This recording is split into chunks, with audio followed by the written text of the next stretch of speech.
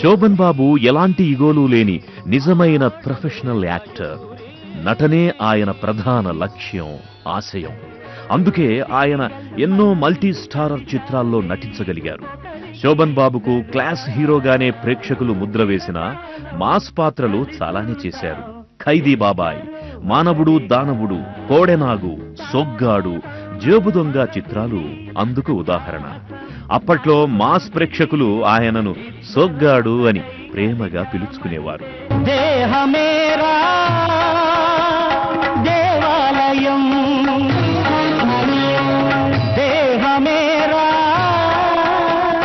దేవాలయం, జీవుడే సనాతన దైవం. నేనే బ్రహ్మ, నేనే విష్ణువు, నేనే బ్రహ్మ, నేనే విష్ణువు, నేనే శివుడై నిలబడితే ఏ అర్హత నాకుండాలి?